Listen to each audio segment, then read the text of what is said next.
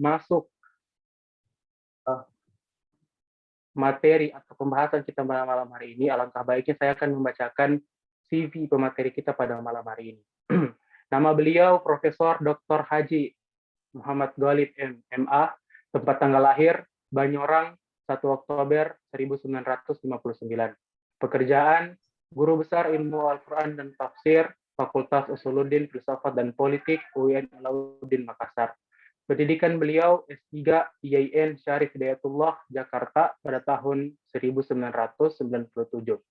Jabatan beliau yang pertama, Sekretaris Jurusan Tafsir Hadis 1997 sampai dengan 1998.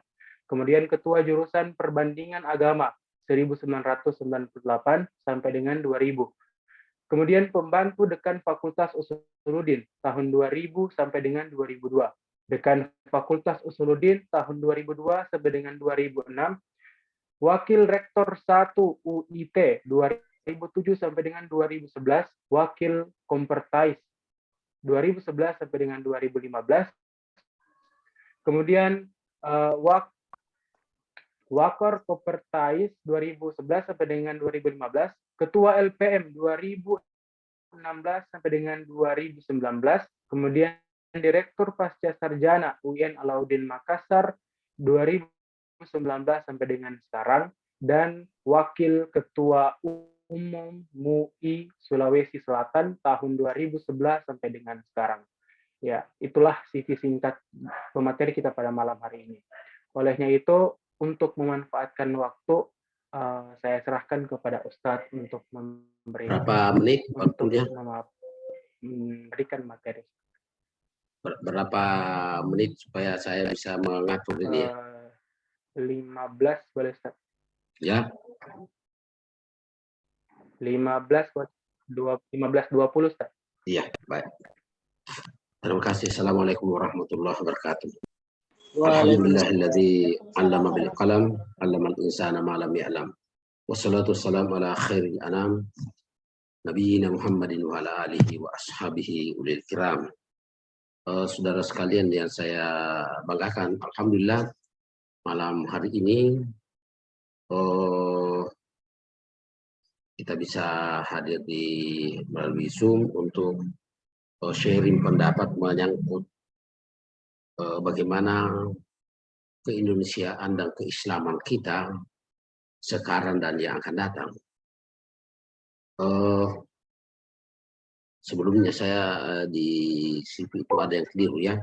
Yang benar itu 2021 ya, bukan 2011-2021 itu sampai sekarang itu baru saja, belum dikukuhkan itu sebagai wakil ketua Umum Ulama, tapi sebelumnya itu 15 tahun sebagai sekretaris umum MUI Sulawesi Selatan, dan sudah hampir 10 tahun, sudah 2 periode sebagai anggota Forum Perhimpunan Umat Beragama Provinsi Sulawesi Selatan. Dan saya kira sebenarnya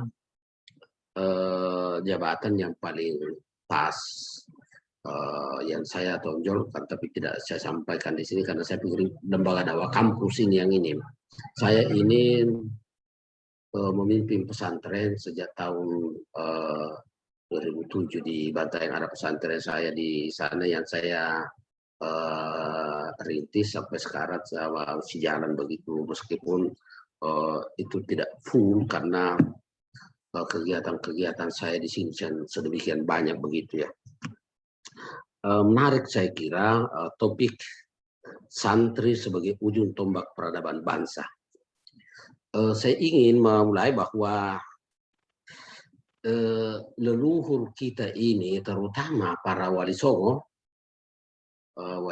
itu sebenarnya kan di mana mereka merumuskan itu bagaimana Indonesia ke depan itu di Linggarjati. Saya beberapa waktu yang lalu itu pernah diundang oleh Mabes TNI untuk ketemu di Linggarjati dan dengan para ulama sepuh dan para pimpinan TNI, pimpinan terasnya TNI, mulai dari kepala 5 sampai yang bintang begitu, yang ini dengan para ulama sepuh. Mengapa Linggarjati? Karena Linggarjati itu bukan cuma perjanjian Linggarjati, tapi jauh sebelumnya itu para wali di situ bersepakat bagaimana Islam Indonesia yang Islam Nusantara yang waktu itu belum lagi disebut Indonesia, Islam Nusantara ini.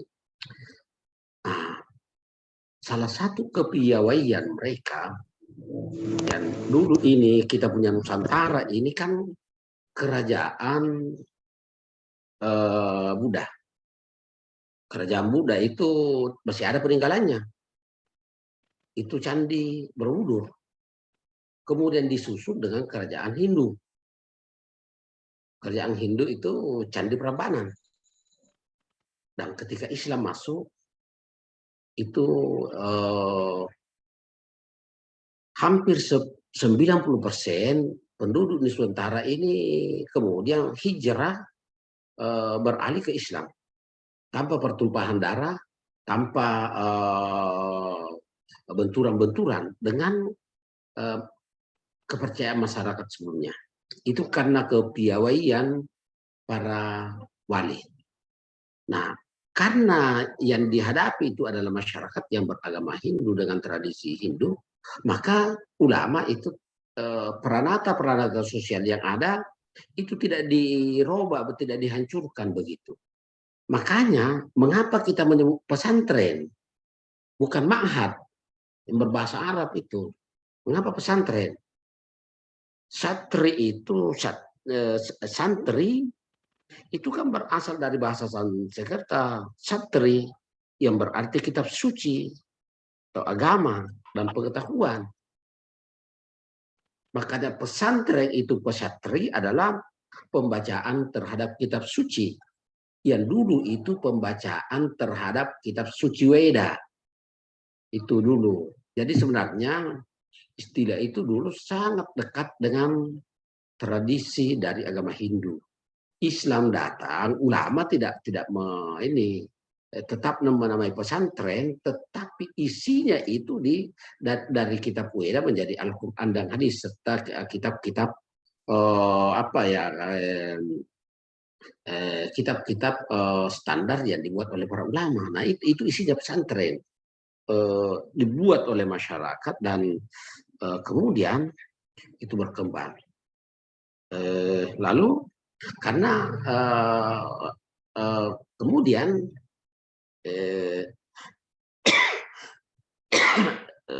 tidak lama sesudah itu masuknya Islam itu, lalu kemudian penjajah datang. Dan sesungguhnya sejak awal itu para ulama itu kan mengambil sikap jarak dengan pemerintah Belanda. Itu sebabnya mengapa tradisi sarungan itu sampai sekarang ini. Sebenarnya itu kan bentuk perlawanan terhadap Belanda dulu. Dulu kami di waktu di SD itu pakai celana pendek, tapi kemudian kita masuk ke sekolah agama itu pakai sarung. Tidak boleh pakai celana panjang karena mereka mengatakan man tasyabbaha biqaumin fahuwa minhum. Siapa yang menyerupai suatu kaum, yang terutama kaum itu yang melakukan penindasan itu sama saja dengan kaum itu. Belanda itu kebetulan ya pakai celana panjang, pakai dasi begitu. Lalu kemudian para kiai itu kemudian mengajak santrinya pakai sarung begitu. Situ yang menjadi ciri khasnya itu. Jadi isinya itu pesantren itu yang diisi dengan Quran dan hadis dan kitab-kitab keagamaan standar. Kemudian dinamika perjalanan pesantren yang tampil sebagai kader pembangunan dan penerus perjuangan itu terus berkembang. Karenanya setelah kita merdeka, mengapa kemudian meskipun itu lama Barbie aku itu ada hari santri. Karena itu sangat terkait dengan perjuangan. 22 Oktober 1947 itu kemudian ini kan ada resolusi jihad.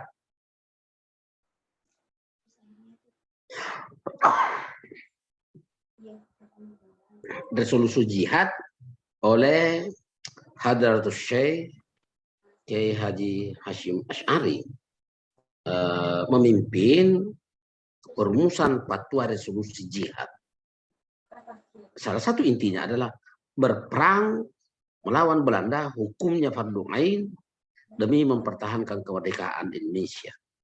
Nah, karena itu kemudian ya karena pesantren itu salah satu unsurnya yang paling penting adalah kiai.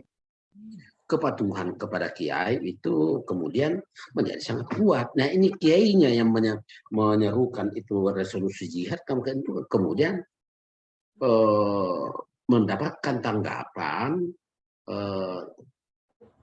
secara semangat nasionalisme, semangat keislaman itu bersinergi menyatu untuk melawan Belanda. Lawan Belanda begitu. Itu yang dan kemudian menjadi sangat monumental. Nah, atau nggak mau ribut. Hal yang saya kira menjadi sangat penting ketika kita bicara pesantren. Dan mengapa santri itu menjadi ujung tombak peradaban bangsa? Karena pertama bahwa kalau kita bicara pesantren, yang pertama ada kiai. Dan kiai itu menjadi sangat karismatik. Tidak ada santri yang berani melawan kiai. Kalau mahasiswa berani protes rektornya, pimpinannya, kalau santri, belum pernah saya dengar ada kiai yang pernah mendemo pengasuhnya begitu, pimpinan tertingginya. Tidak ada itu. Karena kiai itu sangat karismatik. Sangat dihormati begitu. Karena bukan cuma menjadi sumber ilmu, tapi wasilah untuk mendapatkan keberkahan. Jadi di pesantren itu kan bukan cuma ilmu, keberkahan itu yang ini. Bukan itu saya kira yang beda. Makanya kan kiai itu menjadi simbol. Jadi yang pertama ada kiai, kemudian ada santri. Nah, kemudian ada pengajian kitab. Nah itu. Kita bicara pesantren, tidak ada pesantren tanpa pengajian kitab. Karena itu yang paling penting itu. Ada pengajian kitab. Nah, kemudian dari pengajian kitab itu yang unsur yang kemudian menjadi penting, ada masjid. Karena biasanya di masjid itu kesederhanaan begitu yang ini, yang di pesantren itu kan kebersamaan. Jadi mengatur hidup bersama, meskipun itu ada dinamika dalam pengembangannya, karena kesederhanaan, mengatur kehidupan bersama, keikhlasan, solidaritas, itu yang menjadi ciri khas pesantren di awal.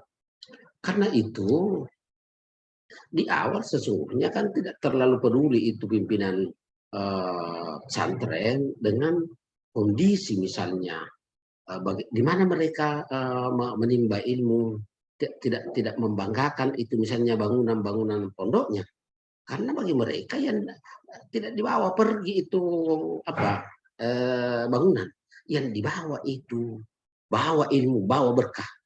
Nah itu yang ini, makanya kan hal yang sangat kuat itu di pesantren. Makanya itu dirumuskan beberapa ciri yang disebut sebagai santri sejati. Karena ini kan santri sebagai ujung tombak, santri yang sejati itu yang tawadu. Tidak ada kesombongan intelektual, dia rendah hati, bukan rendah diri, rendah hati. Santri itu selalu patuh pada orang tua, selalu takzim pada guru. Itu tadi saya katakan ya, tidak ada yang mendemo itu pimpinannya, berakhlakul karimah, memelihara ibadah, rajin membaca Al-Quran, akidahnya kuat, cinta pada agama, bangsa dan negara, ingin jadi orang yang bermanfaat. Nah, itu karakter ciri khas yang umum dari banyak hal yang saya kira. Dan kalau ini dimiliki, tentu saja pasti dia akan memang santri itu menjadi ujung tombak peradaban bangsa. Makanya saya kira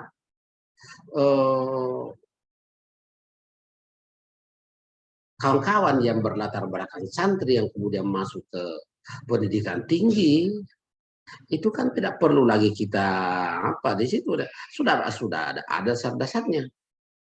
Ada yang sudah hafal Quran baru masuk. Jadi kalau di perguruan tinggi itu kan sudah susah itu kalau mau hafal Quran kita buatkan berapa semester susah.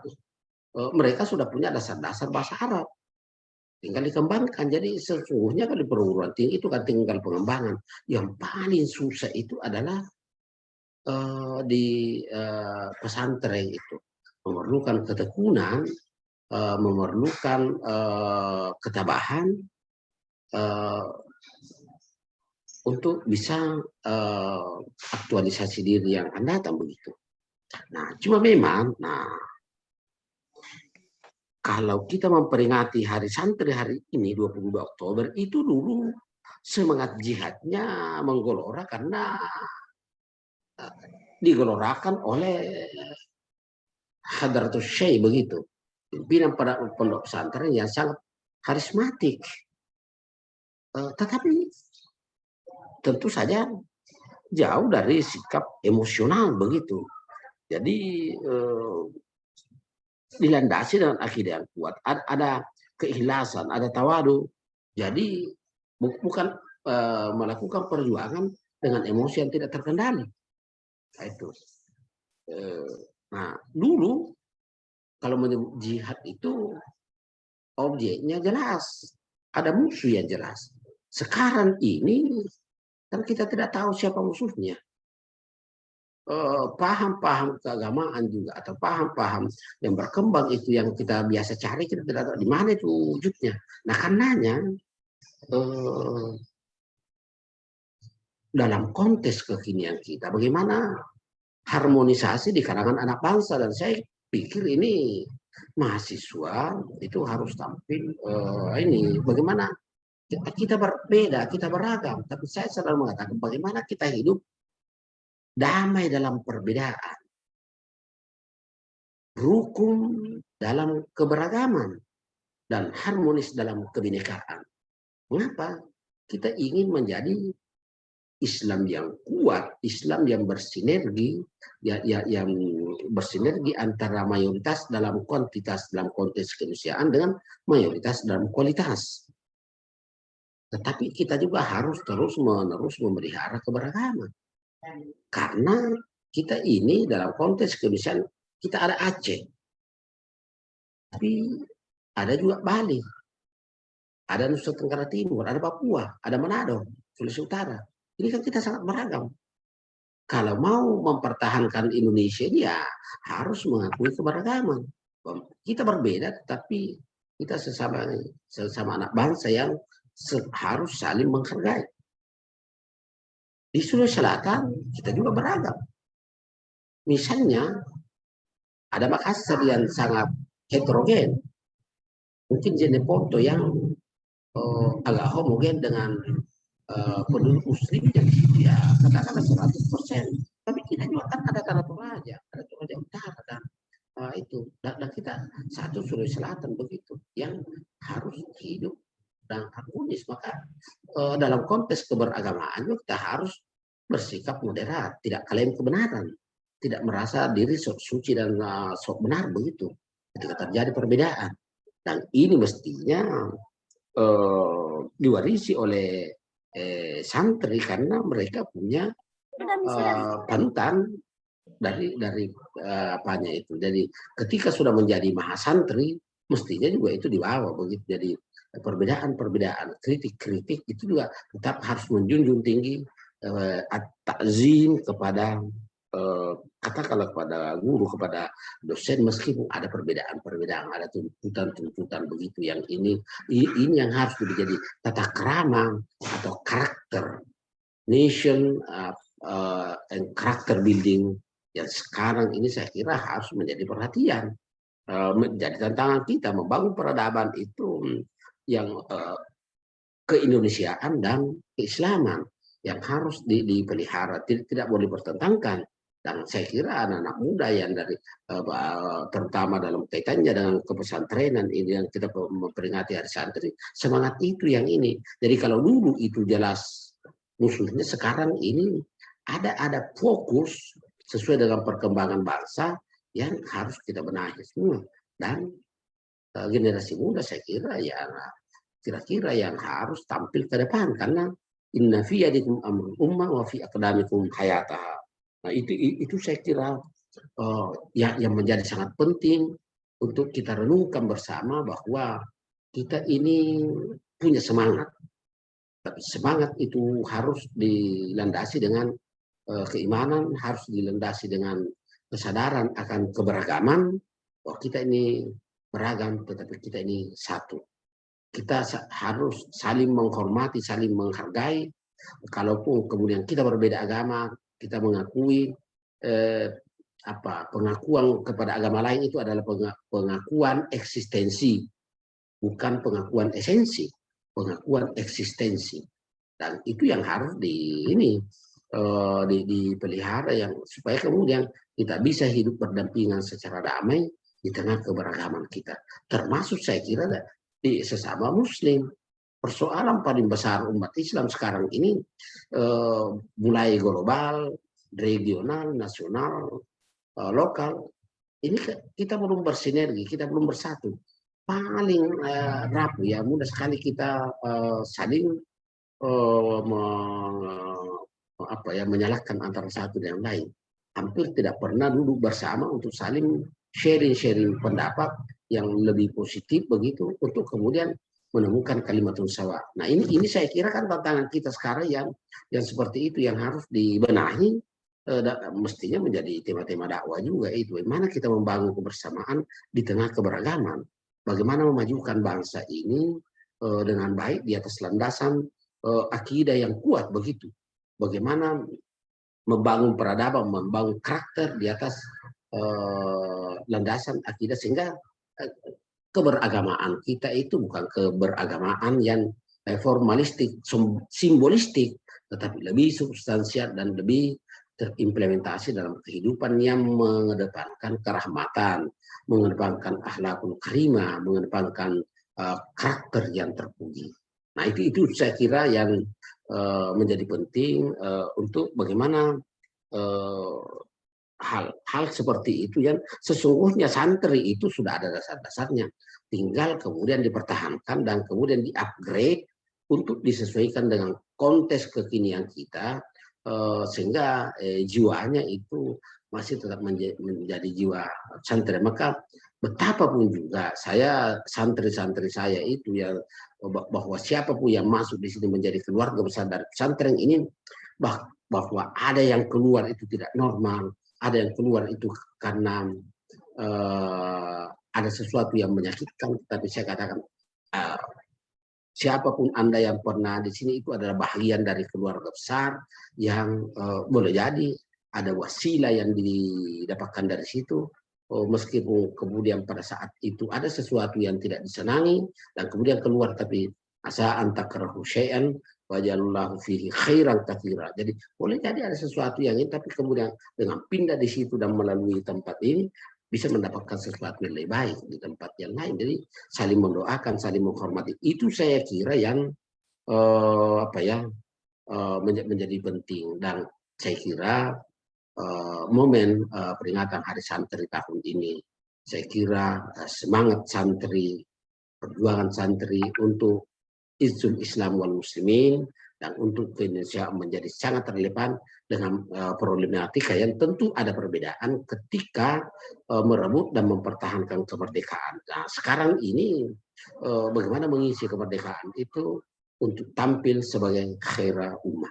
Saya kira itu yang saya sampaikan sebagai pengantar. Mudah-mudahan ini bisa ditangkap maknanya, dan mungkin ada hal-hal yang mungkin masih perlu dilakukan penajaman.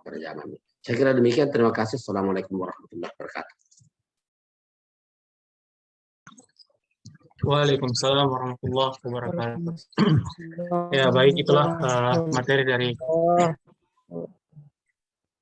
materi dari Al Ustadz.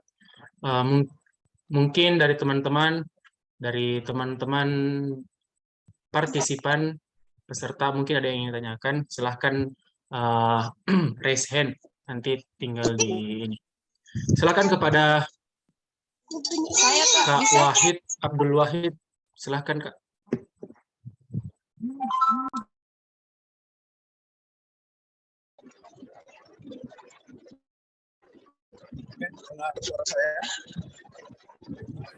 Kurang jelas Kak.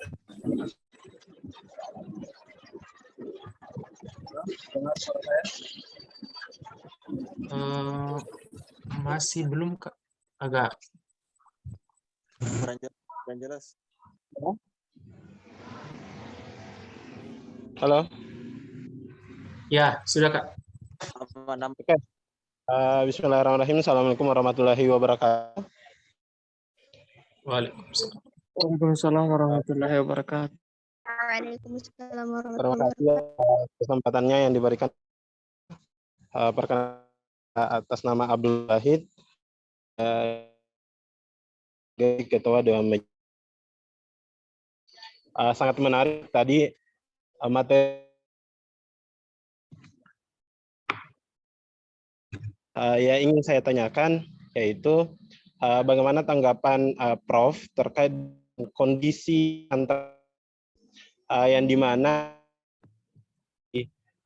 tren pesan Indonesia yang sekarang banyak yang dirinya sebagai santri. Sedih saya, Prof. Terima kasih. Assalamualaikum warahmatullahi wabarakatuh. Saya tidak terlalu tangkap itu anunya, terputus siapa inti pertanyaannya itu. Coba bisa diulangi. Oke, Prof. Yang ingin saya tanya pandang kondisi Indonesia. Pesantren. Maaf Kak, terputus-putus Kak, jadi kurang jelas terdengar. Halo. Ya. Kurang jelas, Kak. Halo. Kapan mungkin kalau Ya. bisa? Ini atau Ya. saya ketik saja ke pertanyaan selanjutnya sambil saya ketik pertanyaan saya di kolom Ya Kak. komentar. Ya baik Kak, syukron Kak. Ya baik, mungkin kita lanjut dulu ke penanya kedua. Mungkin Saudari Ramla Rara, silahkan.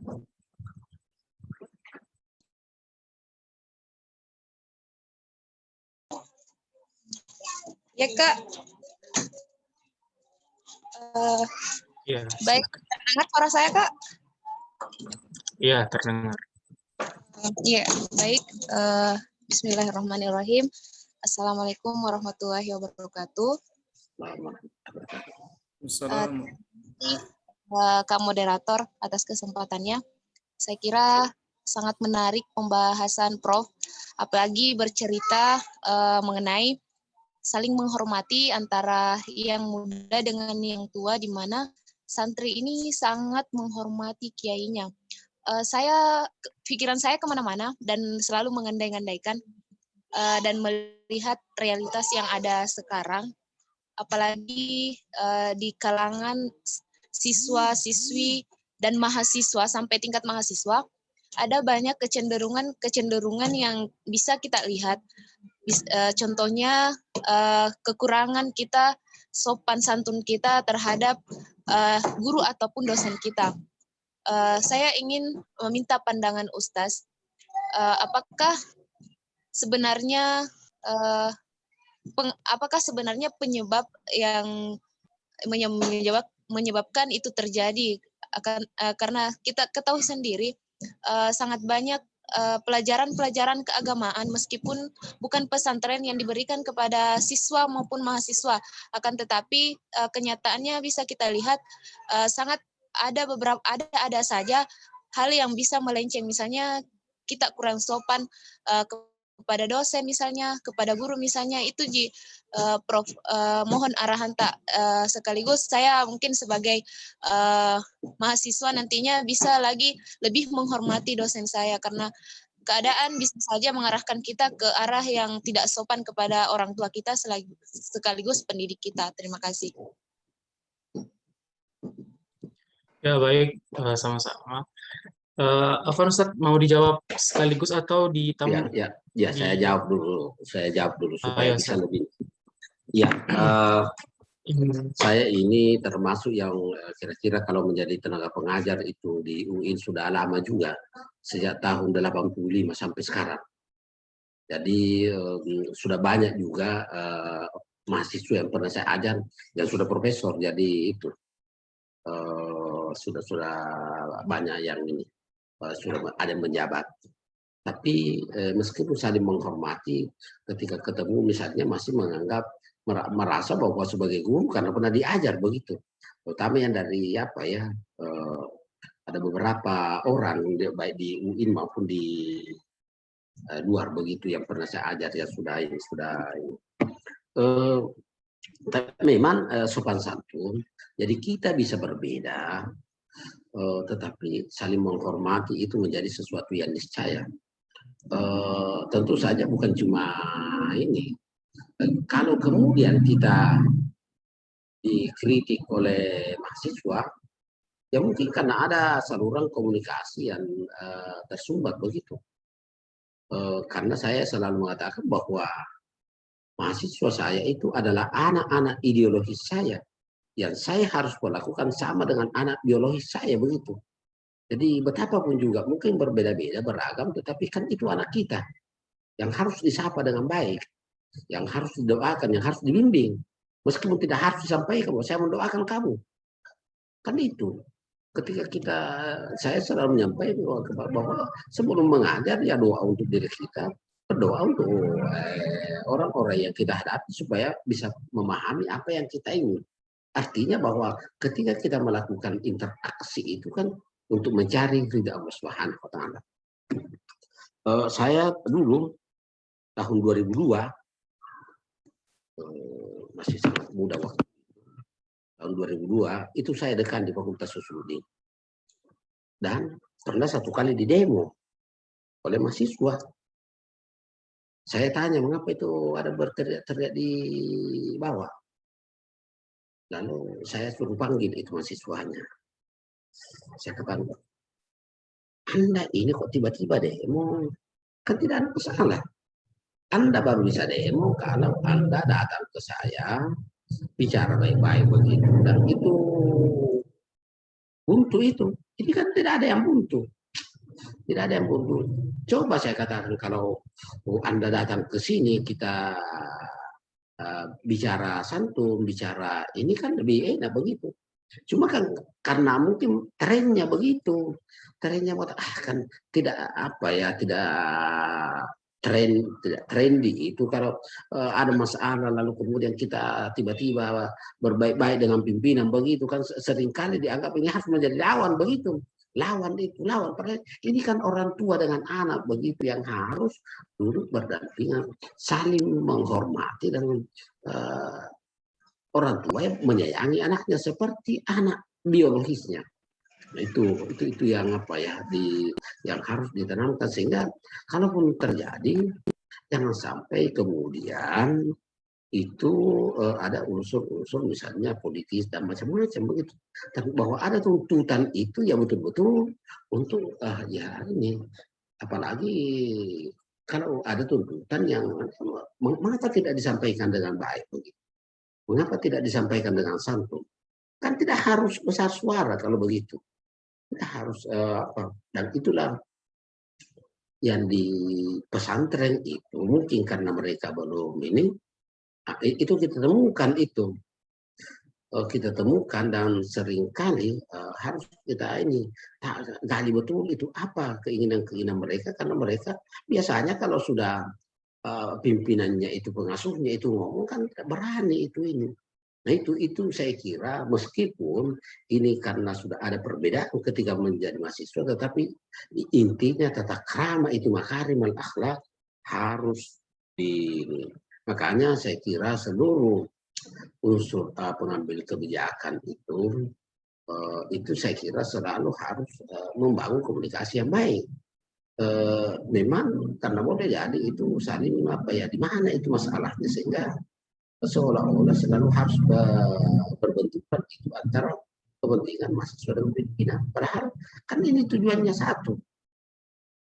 Ya saya itu saja satu kali waktu saya di Usuluddin itu dan tidak pernah lagi sesudahnya. Meskipun kali itu tidak nyentrik begitu karena tidak ada demonya.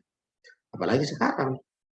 Saya alhamdulillah sudah lebih 2 tahun di Pasca ini tidak pernah ada demo, tapi kan itu menjadi problem itu saya kira. Kalau sekarang kalau S1 itu yang demo iya, tapi kalau Pasca demo itu S2 S3 yang sudah begitu demo itu menjadi.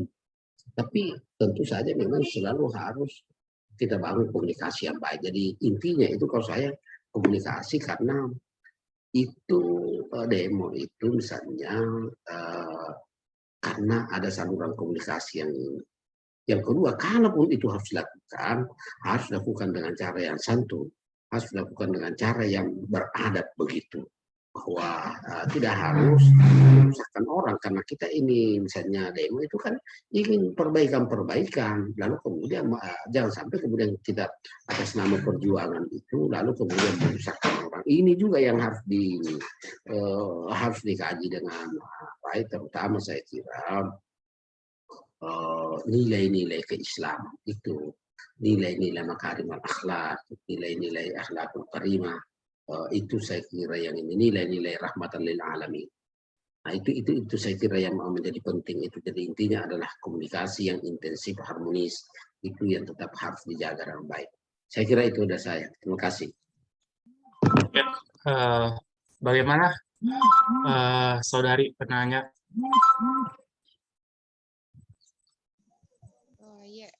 Terima kasih Prof atas arahannya. Ya. Terima kasih Prof. Terima kasih. Ya, sama-sama. Ya baik, mungkin Ustadz ini kita kembali dulu Ustadz yang penanya pertama tadi. Pertanyaannya, melihat kondisi pesantren sekarang, ada yang sebagian pesantren yang Indonesia yang berpaham radikalisme. Dan ketika santrinya keluar dari pesantren, mereka memiliki paham radikalisme. Nah, bagaimana tanggapan Ustadz terkait dengan hal tersebut? Apakah masih bisa dikatakan sebagai santri atau tidak? Silakan Ustadz. Ya, nah itu. Jadi ciri pesantren yang sesungguhnya yang di awal itu yang keindonesiaan, karena ini kan keindonesiaan dan keislaman. Saya kira kalau kemudian ada pesantren yang keluar radikal begitu, ini harus ini bahwa mungkin ada faktor-faktor eksternal itu yang ini. Karena ini kan ciri khas keindonesiaan ini, keindonesiaan dan keislaman yang kemudian tumbuh dan berkembang begitu. Nah, karenanya kalau ada pesantren yang radikal begitu, tentu saya kira dikaji mengapa bisa begitu. Karena itu bisa dikatakan melenceng itu dari apa? Dari pesantren pembacaan terhadap kitab suci yang secara substansi harus melahirkan makarimul akhlak, harus mengedepankan sopan santun, harus mengedepankan menghargai perbedaan. Jadi kalau ada yang klaim kebenaran, itu kan pasti bertentangan dengan nilai-nilai dan tradisi pesantren yang menghargai perbedaan. Kan kita lihat yang para tokoh-tokoh yang apa begitu, bahwa mereka bisa berbeda tetapi tetap harus menghargai begitu. Nah, jadi memang mungkin belakangan ini baru yang seperti itu, kan tidak pernah dulu ya dulu itu kan tidak pernah ada ini bahwa pesantrennya itu radikal dan ini ingin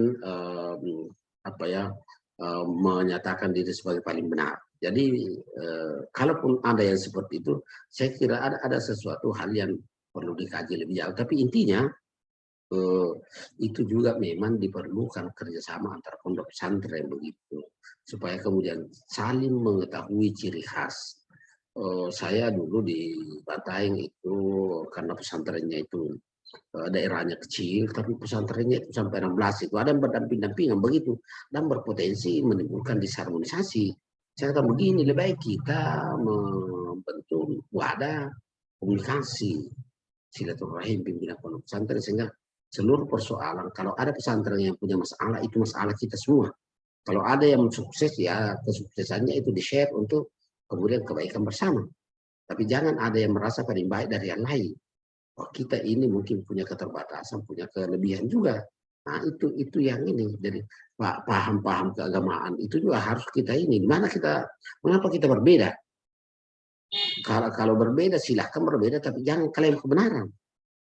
Jangan cuma Anda yang merasa masuk surga seperti pemegang kunci surga, dan lain masuk neraka semua. Padahal kita sama-sama baca kitab suci begitu.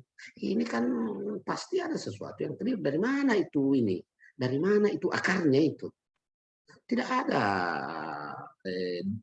yang pesantren dulu yang misalnya saling klaim kebenaran begitu. Bahwa ada ciri dan paham yang berbeda itu wajar itu.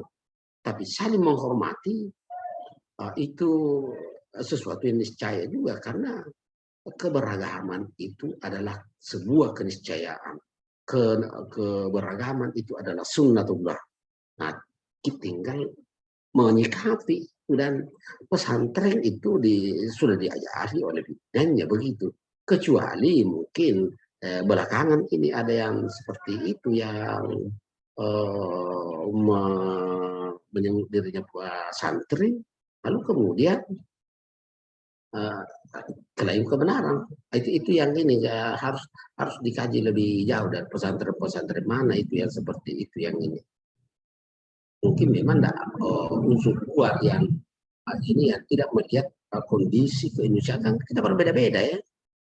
Kita berbeda-beda di sini. Jadi faktor bagaimana budaya bangsa itu, karakter bangsa itu disesuaikan dengan kondisi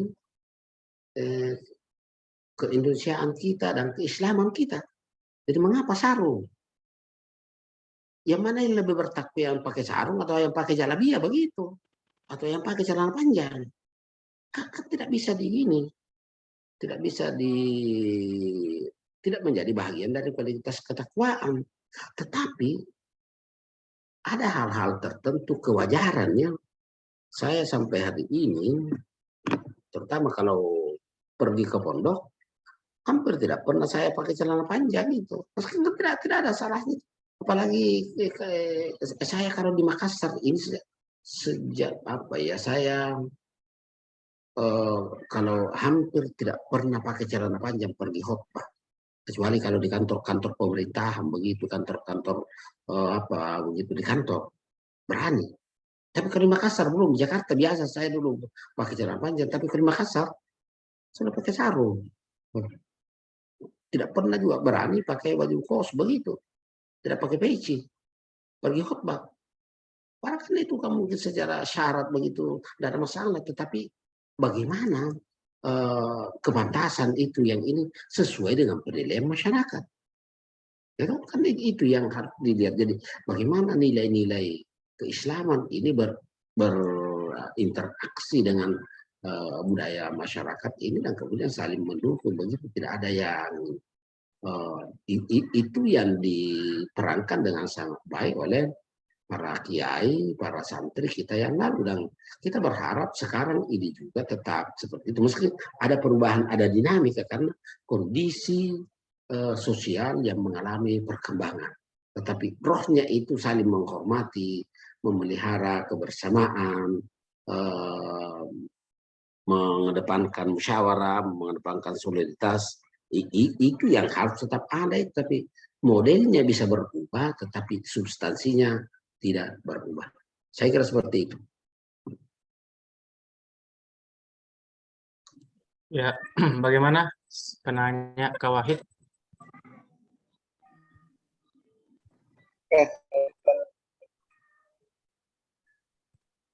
Ya. Sebelumnya Ustadz, ini masih ada 2 penanya Ustadz, apakah ini bisa 2 Ya. atau 1? Silakan. Ya Ustadz, bisa 2 Ustadz? Bisa. Oh ya Ustadz. Ya, mungkin selanjutnya silahkan kepada Saudara Muhammad Asrianto untuk mengungkapkan pertanyaannya. Silahkan. Bismillah, terima kasih. Assalamualaikum warahmatullahi wabarakatuh. Waalaikumsalam warahmatullahi Terima wabarakatuh. kasih atas kesempatan yang diberikan. Saya ingin menanyakan tentang bagaimana kemudian Ustaz peran santri ini ke depan menghadapi lajunya teknologi, karena santri juga akan menghadapi yang namanya bonus demografi. Jadi, dan juga bagaimana kemudian santri ini Ustaz merawat budaya mereka di tengah masuknya juga teknologi di tengah-tengah mereka. Mungkin seperti itu saya kembalikan. Terima kasih. Ya, saya jawab dulu ya sebelum. Jadi yang kita yakini dan diyakini oleh para santri, oleh Pak Kiai santri, bahwa al-Islam salihun likulli zamani wa makan, bahwa Islam itu selalu relevan dengan situasi dan perkembangan zaman. Kalau suatu saat itu merasa tidak relevan, itu karena kita kurang mampu mengaktualisasikan Islam dalam kehidupan itu. Jadi pasti karena keterbatasan kita, karena yang pasti salihun likulli zamani wa makan. Al-Quran kitab suci terakhir yang berlaku sampai akhir zaman dan menjadi kitab hidayah. Nah, karena itu perkembangan sains dan teknologi itu sesungguhnya mestinya kita harus mengambil manfaatnya untuk kemajuan Islam dan kemudian meredam hal-hal yang bisa merusak. Nah, misalnya sekarang ya, saya kira kalau saya tidak lagi terlalu relevan, misalnya bahwa jangan bawa HP. Ini kan dulu dilarang bawa HP begitu. Ini keadaan memaksa harus ada HP-nya karena kuliahnya online begitu. Kan itu. Nah, bagaimana itu? Disinilah nilai-nilai kepesantrenan itu, nilai-nilai ketuhanan, nilai-nilai rububiyah itu menjadi harus diperketat. Karena kalau kita masuk ke sini, semuanya ada di situ. Mau yang bagus, mau yang jelek, mau yang ini, semuanya ada di sini. Nah, nilai-nilai keislaman, nilai-nilai rububiyah, itulah yang harus memilih dan memilih bahwa saya hanya mengambil ini. Karena kalau sudah masuk kamar misalnya, kan bisa melihat apa saja begitu. Tapi bahwa ada pengendali tingkah laku, yaitu iman, itulah yang memilter kita supaya kita tidak terjerumus kepada hal-hal yang jelek begitu. Karena itu jangan dibayangkan pesantren itu, santri itu pakai sarung dan tidak tahu teknologi.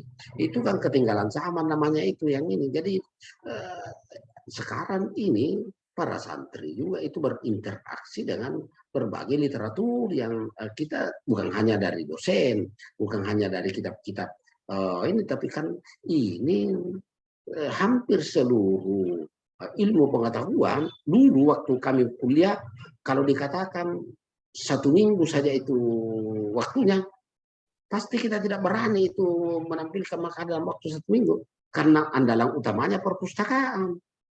Sekarang beri waktu 2 jam saja sudah jadi itu makalah, dan bisa sangat lengkap itu bahannya, karena dari mana-mana begitu kita bisa dapat. Sambil begini ini juga kita bisa cari bahan begitu. Tuh, dan ini saya kira niscaya itu bagi santri. Niscaya. Cuma itu tadi bahwa nilai-nilai ketuhanan itu yang harus diperkuat. Nilai-nilai keimanan, nilai-nilai ketakwaan, nilai-nilai solidaritas, nilai saling menghormati, nilai persatuan, nilai kekeluargaan, begitu, nilai kerja keras. Itu semua harus dipelihara dengan baik dengan memanfaatkan kemajuan sains dan teknologi. Jadi jangan sampai kita menjadi korban begitu. Jangan-jangan hanya yang merusak yang kita ambil dan kemudian ya yang bermanfaat kita abaikan. Nah, santri di situ saya kira perannya membangun peradaban bangsa dengan bisa memilter bahwa kita tetap mengikuti dari sains dan teknologi itu, tetapi jangan mendewakan. Jangan mendewakan karena kalau Allah menghendaki, kalau terjadi saja kerusakan itu kan, coba beberapa waktu yang lalu itu kita pernah 1 hari 1-2 hari itu kan tidak bisa terhubung dengan ketika Telkomsel saya kira mengalami sedikit gangguan. Bayangkan kalau Allah Subhanahu wa taala menghendaki dan itu semua rusak di seluruh dunia kan, ini kan kita menjadi kembali kepada seperti manusia yang begitu tidak ada komunikasi dengan manusia lain. Sekarang ini dunia kan seperti satu desa kecil saja begitu. Seluruh persoalan di negara lain itu dalam waktu sesingkat-singkatnya kita sudah bisa paham. Dulu ketika kami kuliah di Jakarta tahun 90-an, itu kan komunikasinya itu surat menyurat. Yang 2 hari itu baru tiba, paling cepat itu kalau yang ekspres. Sekarang tidak ada lagi seperti itu. Nah ini. Jadi harus dimanfaatkan, tetapi harus diberi dengan nilai-nilai keislaman. Sama dengan Wali Songo dulu, pesantren itu namanya tetap pesantren, tapi nilainya nilai-nilai keislaman. Jadi rumahnya tetap dipelihara, isinya yang ini. Jadi tidak dibongkar rumahnya, tidak dihancurkan rumahnya. Nah ini juga kita harus bisa menerima, tetapi isi dia dengan yang Rabbaniyah, yang Rububiyah, yang Uluhiyah, yang Ta'abudiyah. Saya kira itu. Makasih.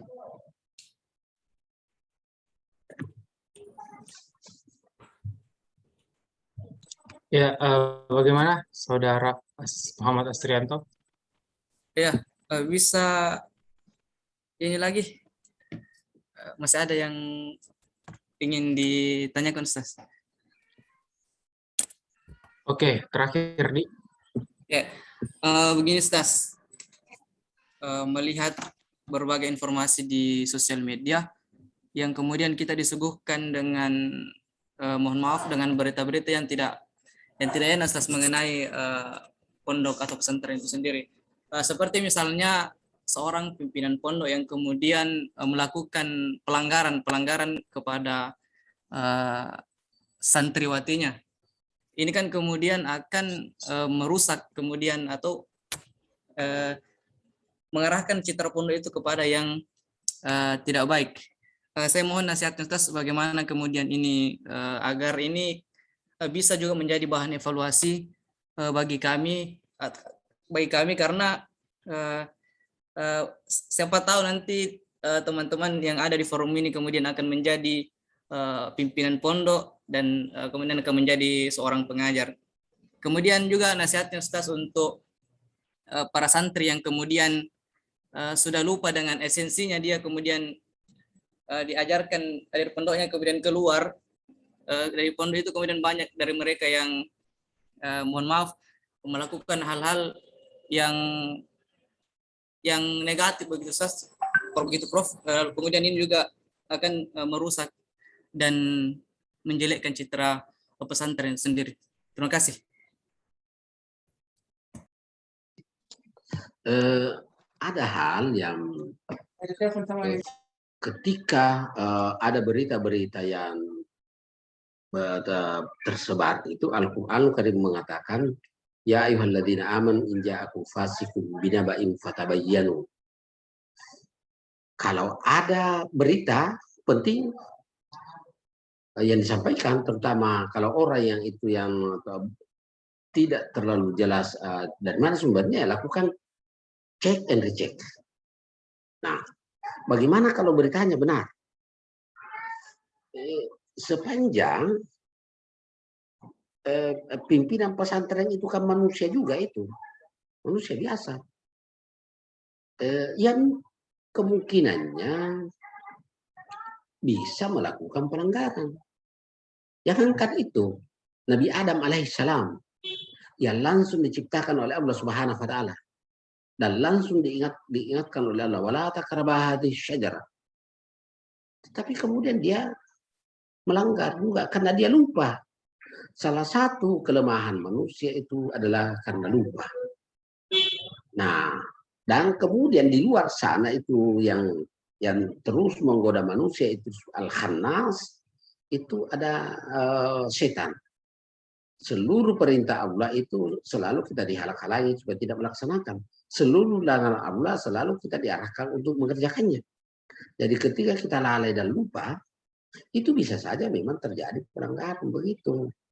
Tetapi Al-Quran mengatakan bahwa mereka yang bertakwa itu bukan yang tidak pernah melanggar, tapi salah satunya walladzina idza fa'alu fahsyatan aw zalamu anfusahum dzakarullaha fastaghfiru lidzunubihim. Jadi kalau mereka berbuat maksiat, ya berbuat keji, ya mereka ingat Allah dan kembali bertobat begitu. Dan kita diajarkan la sagira bil istighfar, la kabira bil istighfar. Tidak ada dosa besar kalau kita memohon ampun yang kepada Allah Subhanahu wa taala. Tapi pada saat yang sama, la sagira bil istimrar. Tidak ada dosa kecil kalau lakukan terus-menerus. Jadi orang yang bertakwa itu bukan yang tidak pernah melakukan kesalahan, tetapi mereka yang selalu beristighfar kalau dia melakukan kesalahan. Yang kedua, jangan sampai kemudian satu pimpinan pondok yang melakukan pelanggaran, seluruh pondok pesantren itu dikatakan seperti itu. Jadi jangan mudah menggeneralisir. Satu orang yang berbuat itu justru seperti semua sudah kiamat begitu. Nah itu, jadi oknumnya itu pribadinya. Jadi jangan pesantrennya yang di ini, pribadinya itu. Karena kita ini kan bukan malaikat. Jadi bukan sesuatu hal yang ini biasa itu.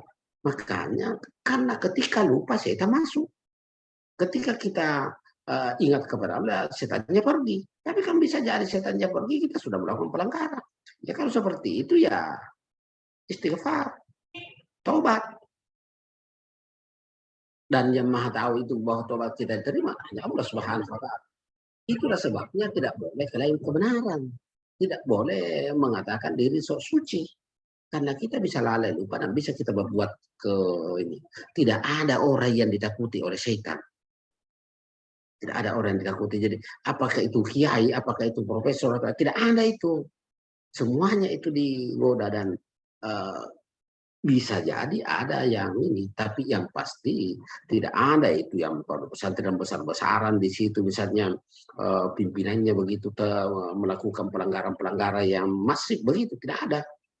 Itu kasus itu kalau ada maka jangan sampai digeneralisir. Nah itu saya kira yang ini. Yang kedua, saya begini, itu kalau sudah pernah nyantri, ya saya selalu mengatakan kepada santri saya, ya mungkin suatu saat dia keluar itu lupa, tapi mungkin masih ada sisa-sisa ilmu dan keberkahan itu yang boleh jadi kalau itu kemudian muncul bisa kembali lagi begitu, bisa kembali. Jadi kembali kepada jati dirinya, karena sekali lagi pesantren itu bukan cuma cari ilmu, tapi cari keberkahan. Cari keberkahan begitu. Karenanya boleh jadi saya katakan ada yang keluar itu tragis, mungkin juga dikeluarkan, tetapi ya biasanya masih tetapi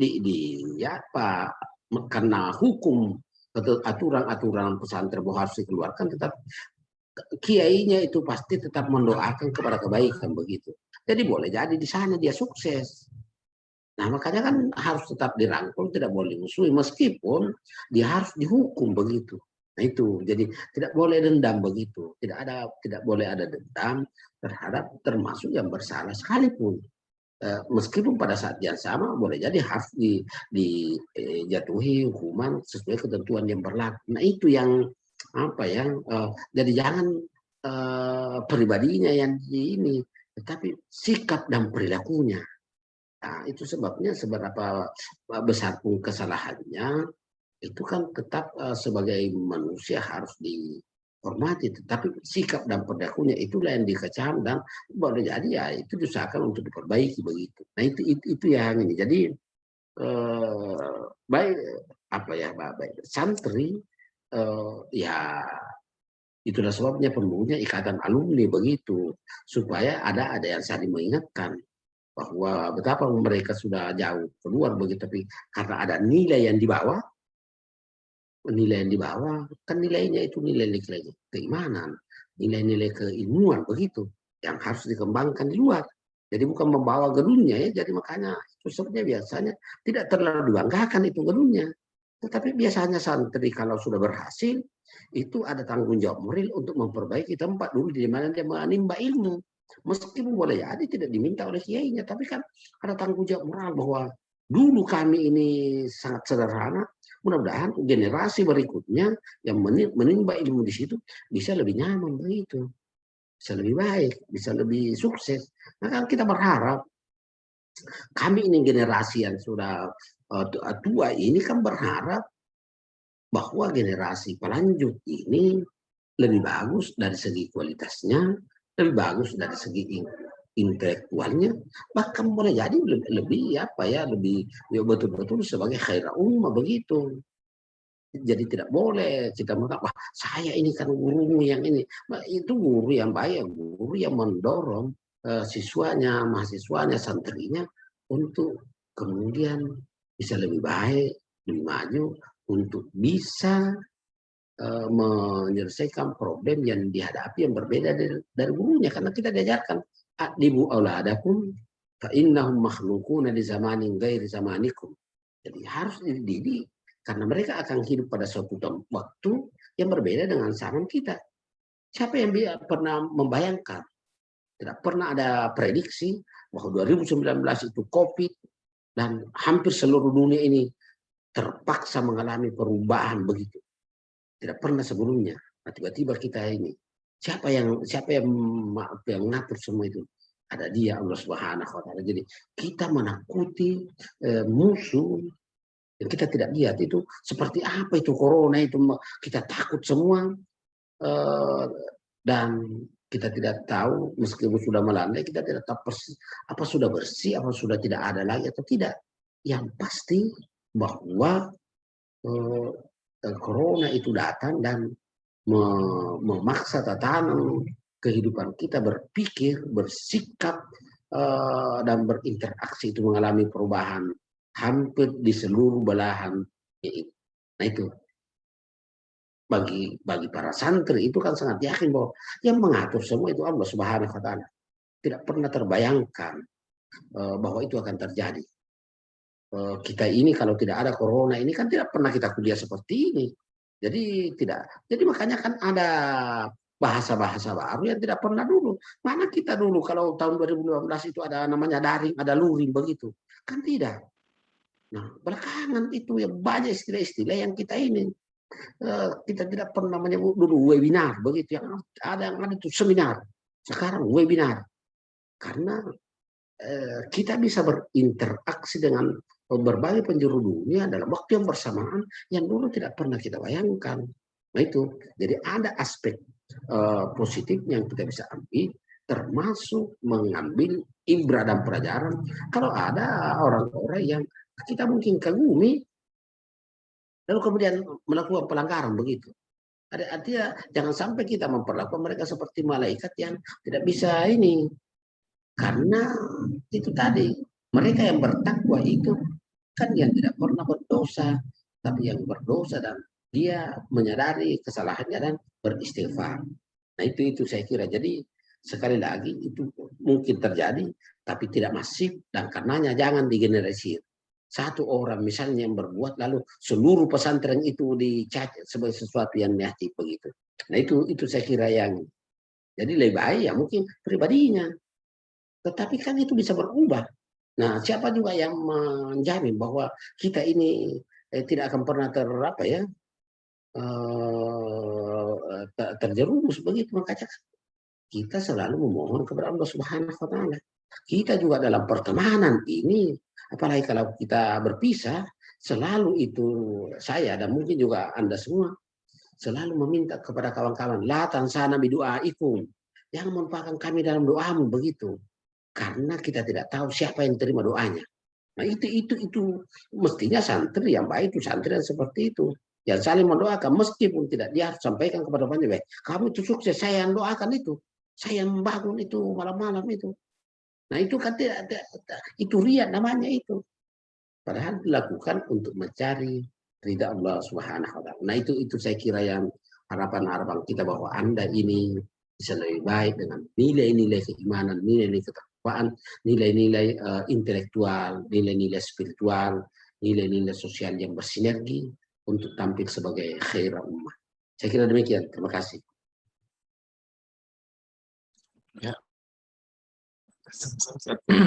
Ya, tuh mungkin Ustaz masih ada satu penanya lagi Ustaz, bagaimana Ustaz?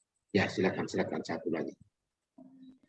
Ya terakhir kepada saudara Ahmad Farid Waji Syam, silahkan untuk memberikan pertanyaan. Bismillahirrahmanirrahim. Assalamualaikum warahmatullahi wabarakatuh. Assalamualaikum. Saya mohon maaf sebelumnya Ustadz, saya kira pertanyaan saya ini tidak jauh beda sama pertanyaan yang dilontarkan tadi sama Kakanda Muhammad Asiranto. Ya, jadi baik, kan sekarang ini kita berada di zaman modern atau zaman yang gila-gilanya atau canggih-canggihnya teknologi. Jadi pertanyaan saya, kontribusi apa yang mesti diberikan kepada santri yang berada di era modern saat ini dan untuk mempertahankan bahwa santri ini sebagai ujung tombak peradaban. Ya, begitu. Saya kira seperti itu, Ustaz. Terima kasih. Ya, baiklah. Jadi memang saya kira kondisi seperti sekarang ini justru santri ini bisa mengambil perang atau bisa diharapkan bahwa mereka ke depan akan menjadi benteng, akan menjadi ujung tombak peradaban. Mengapa? Karena nilai-nilai kesederhanaan, nilai-nilai iman, nilai-nilai persatuan, nilai-nilai solidaritas, nilai-nilai saling menghormati, nilai-nilai kebersamaan itu kan dipelihara dengan baik. Itu dipelihara dengan baik. Jadi di tengah munculnya sains dan teknologi yang sampai menyasar juga pesantren, karena pesantren juga harus beradaptasi dengan ini. Tetapi adaptasi pesantren dengan kemajuan sains dan teknologi itu justru mengembangkan juga wawasan. Mereka bisa berinteraksi dengan dunia luar. Mereka bisa mencari informasi bukan hanya langsung dari kiainya, tapi misalnya buku-bukunya juga. Ada banyak buku yang bisa dibaca melalui dunia maya begitu, dan itu menjadi sangat mendukung begitu. Jadi tetapi hal yang saya kira di pesantren ini dengan kemajuan yang sedemikian ini itu bisa ada filternya. Nah saya kira itu yang ini, karena di situ tetap dipandu oleh kiainya, itu ada filternya bahwa iman itu harus diperkuat, bahwa solidaritas itu harus diperkuat. Jadi kita bisa bisa menipu, bisa mendustai orang lain, tapi kita tidak bisa mendustai Allah Subhanahu wa Ta'ala. Dan itu dikuatkan bahwa iman itu menjadi bangunan kehidupan yang kokoh. Dan ini saya kira itulah kontribusinya pesantren untuk itu. Dan santri di situ bisa menjadi tombak peradaban karena bangunan kehidupan mereka adalah bangunan iman dan takwa kepada Allah Subhanahu wa Ta'ala. Yang di atas bangunan itulah kemudian dilakukan pengembangan. Jadi berbeda dengan dulu. Jadi ada juga perubahan-perubahan dulu di kesederhanaan seperti ketertinggalan, sehingga dulu itu biasanya ada yang agak kumuh begitu ya dari pesantren ya gitu. Sekarang itu kan berubah, jadi ada perubahan-perubahan, tetapi nilai itu, nilai-nilai dasar dalam pesantren itu tetap dipelihara. Yang pasti bahwa iman, takzim kepada guru, kepada orang tua, kepada sesama, solidaritas itu dijaga dengan baik. Dan kalau ini bisa dibawa keluar setelah santrinya itu keluar dari pesantren, maka tantangan-tantangan yang dihadapi di luar itu bisa menjadi menjadi unsur pengendali.